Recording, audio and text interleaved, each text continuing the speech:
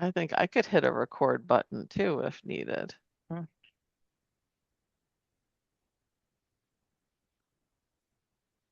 No, it's just saying. Yeah. Hello, and welcome to Making Waves to Move to Joy, a series of mini webinars where Johanna and Marie get real about the ebb and flow of finding lasting joy and happiness as women and as leaders. We're here to help you get the most value from this session. If you joined because you want to understand why you lost your joy, see a clear path for regaining your spark, and learn how to sustain it in your work, you're in the right place. Over this 6-part webinar, you'll gain insights into what's blocking your joyful career path. And at the end of each session, you'll get practical tips to apply the lessons and an invitation to connect with us to explore your personalized path to joy. For those attending live, oh well, it's recorded today, so nobody is live. Welcome to a live recording and that oxymoron. So some people have seen us before, Johanna, and some people are just learning that we are real people with real mistakes. So, why don't you go ahead and introduce yourself? Yeah, thank you so much, Marie. So, as you said, I'm Johanna, and I'm a mindset and energy coach for people who are just exhausted because something no longer fits who they are. And they're ready for something new, something next.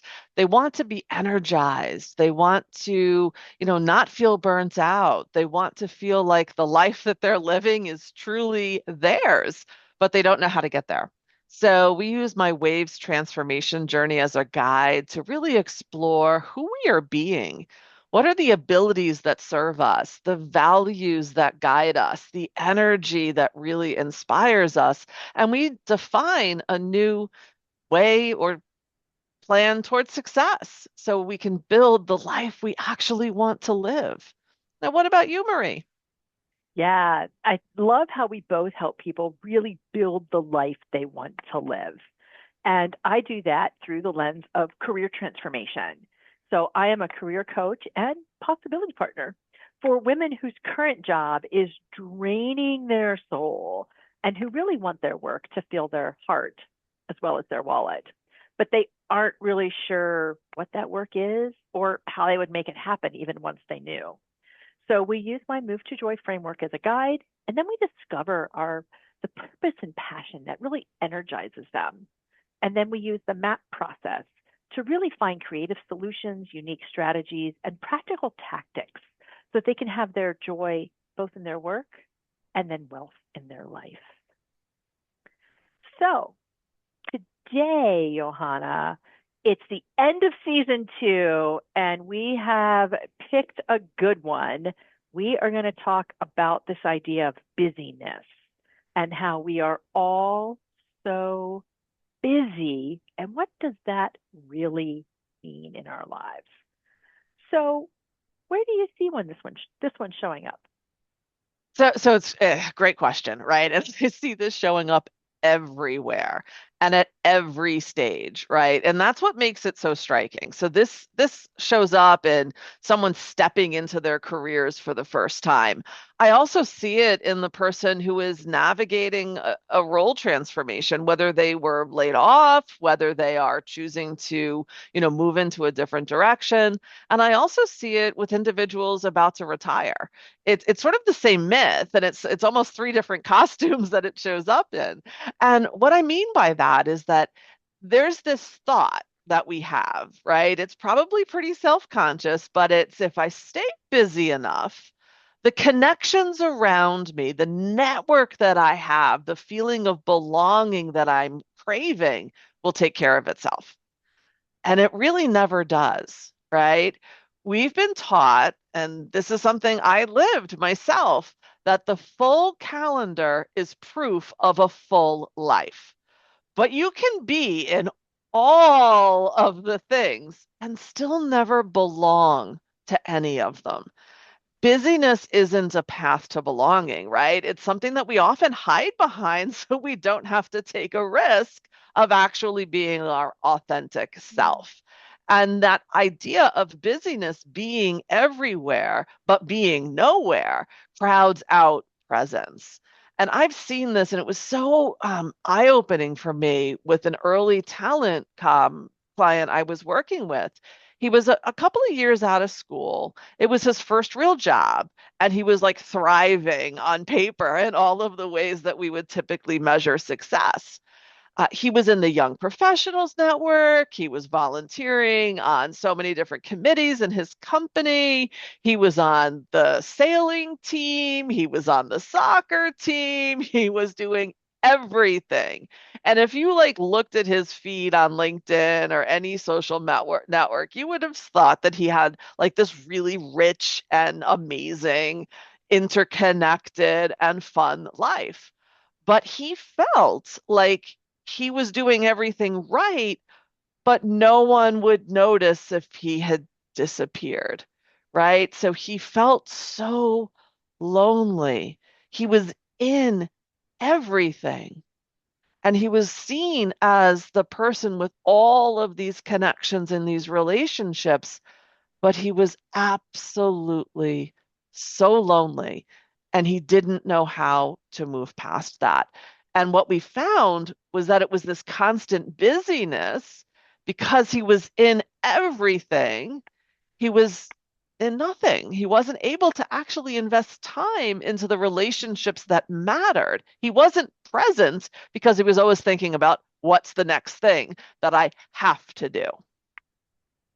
Yeah, that is so typical, right? That idea that we're not focused on what's going on in the moment because there's always this constant to do list in our head of things that we have to do. So you talked about it being in different costumes. Where else does it show up? So this next one is actually kind of personal for me, right? So I spent 25 years in a corporate environment in the same company. And after those 25 years, I was the one let go.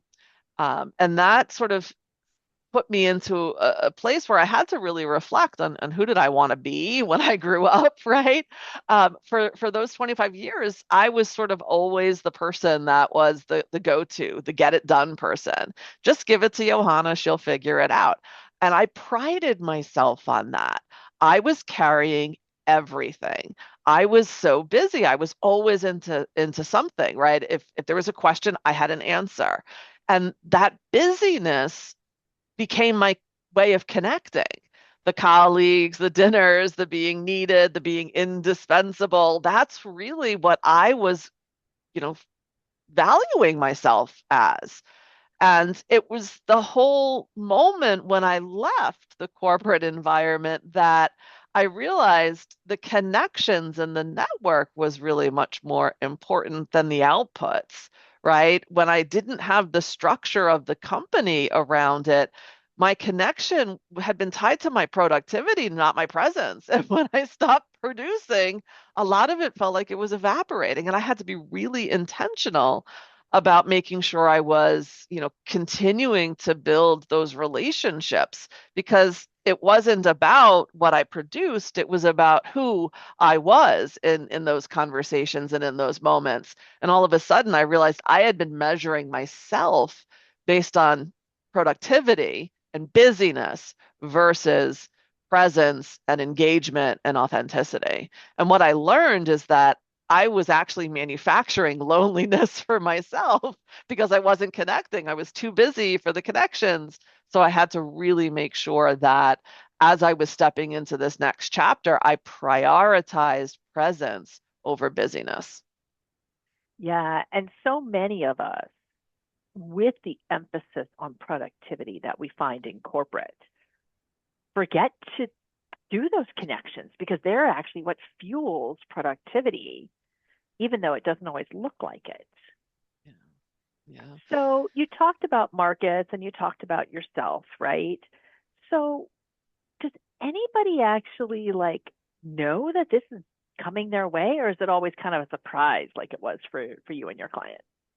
So I think, when we're thinking about retirement, right, or we're being intentional about, choosing a next chapter for us, we have this goal to say, you know what? that's going to come later. I'm going to really focus on being present with my family when I'm retired, or I'm going to really focus in on the relationships, right? I know that I have this coming and it's going to be there when it's time. However, we're exhausted by the time we get there because we've been pushing and we've been busy that we actually don't even know who we want to be when we get to that point of retirement, right? This whole idea of we've worked so hard to finally accomplish something it's the ultimate myth, right? We have to be ourselves. We have to be present with the people that matter most for us. Then that drives our actions, right? And then those actions then drive an outcome. Otherwise, what we're doing is we're saying, I'm going to do more, then I'll have more, and then I'll finally be happy. Well, no, that's not how it works, right? Right? We have to think about who are we being in the moment and who are we being with, right? Fully present. Then that will allow us to then achieve, our goals and our dreams and our aspirations. But if we do it the other way around, we're just going to be chasing something that we'll never catch. Yeah. And that makes perfect sense, right? Yeah. Yeah. So it's funny, I heard you say who I want to be, right? When you talk about your client going into retirement. And that kind of makes me think about one of my clients. So about 75% of my clients, right, come to me and the first thing they tell me is all the things they've done to find a new career, right? Or a new job or a new line of work, whatever they're looking for. And they start listing stuff out. I've been looking on the LinkedIn job boards. I've hit the easy apply button for, 20 jobs this week. I searched online and I found some master's programs that I might be able to turn into a new career, which is interesting because almost all of my clients already have at least a bachelor's. Some of them already have a master's and they're looking for more, right? More busyness, more degrees, more productivity. And then a few of them actually say, yeah, and I was watching this reel on Instagram or TikTok, and it said about this and how I could become an influencer. And I'm thinking, if you really want to be an influencer, right, we could probably make that happen. But is that really what you want to do, right? So they have all these things they're busy with. They've got this really long list, but they aren't making any progress. And just like your client Marcus, they come to me and they are disconnected and discouraged. And really, that lack of human response with job applications right now really makes that disconnected feeling even stronger. So they're doing all the things, they're not making any progress. And they're trying to carve all of this out for a job search in between caring for families, kids, aging parents, taking care of themselves, all while burnout at their current job. So they're busy, they're expending huge amounts of energy, and they're so frustrated and sometimes even angry underneath because they aren't making progress. And it's really impacting their health, both physically, mentally, and even their relationships, their presence. Yeah, yeah. And I see that just across, every sector, right? No matter what sector of the employment and job market we're in, it's so true. Getting more education, right? It feels like it's solid advice, right? Getting that next certification, trying something new, getting a different job. And you said that there's this lack of human connection, right? Oftentimes in that auto rejection or that feedback that you may or may not receive. But I'm curious, what do you think is really going on for your clients underneath all of those things that are true? Sounds like there might be something else that's happening there. Yeah, and it's interesting, right? Because they're all of my clients are doing exactly what I think I did, right? And to a certain extent, probably you did at some point. You look to get a different job, right? When you're not happy, you get more education, you get more certifications. But for most of my clients, they're so focused on those activities of getting a new career, they forget to be present for themselves. So you were talking, right, about being present for others and connecting with others. They are often not connected with themselves. They're thinking that if they just do enough things, they'll stumble. onto the right career path. Mhm. And I have a client, we'll call her Kelly. She was in her mid 30s. She'd already had three very different jobs. She was a paralegal, she was a vet assistant, and now she was in HR. And she was where most of my clients are when they're trying to figure out their next move, stuck and frustrated that she couldn't figure it out on her own. She has very strong connections, and her family and friends kept giving her advice. They would tell her what would suit her best. She should try this. She should do this. She should go to law school. She should try this kind of job. And she would apply for some of those for a while, wouldn't get anywhere.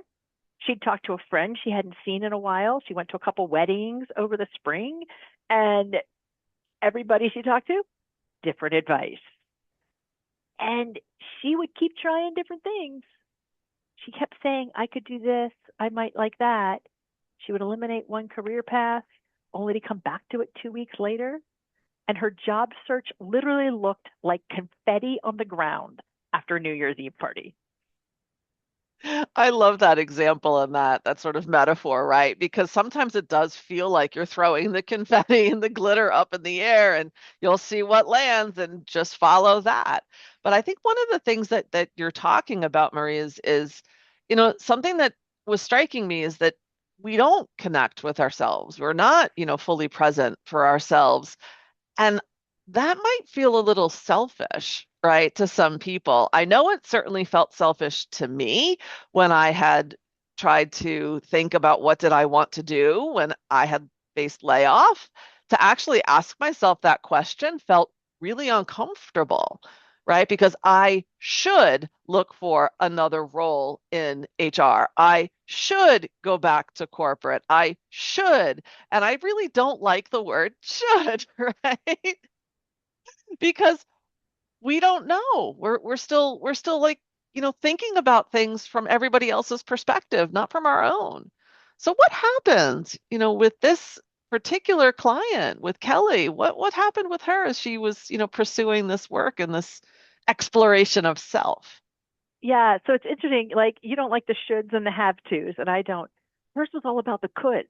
I could do this. I could do that. I could. And it turns out she didn't really know herself. She Mm-hmm. hadn't really dug into what really made her happy at work, what really aligned with her values, what she felt made an impact on the world, where she wanted to kind of leave a legacy. She hadn't actually spent that time being present with herself, right? Busy taking care of her mom had surgery, right? So, oh, I can't spend time on that because I got to take care of my mom. And that guilt, right? That the last person you take care of is yourself, especially as a woman. And so taking that time, setting aside some dedicated time, doing some focused activities to really start to uncover what made her present important. What was the value she brought, not the productivity she brought to a job, like we measure in that corporate situation, but what in her presence brought value. And it was interesting because you can't really find your purpose in life if you can't be present with yourself. Mm-hmm. And as we got to the end of our engagement with Kelly, she looked at me and she said, you shouldn't have to be yourself only 2 days a week. So she is embarking on a wonderful career and she gets to be herself all 7 days a week and to be fully present for herself and for her family and friends. Yeah, and I love that, right? And I think one of the things that I'm taking away from that story too is that in order to be truly present for everyone else, you first have to be present for yourself, right? You can't. With my client Marcus, he was in everything, doing everything, but he wasn't connected. He was lonely, deeply, deeply lonely, and he needed to figure out again, what made him happy and focus in those spaces. Kelly was, I could do this, I could do that, I could do this. She needed to understand the impact, the legacy, as you say.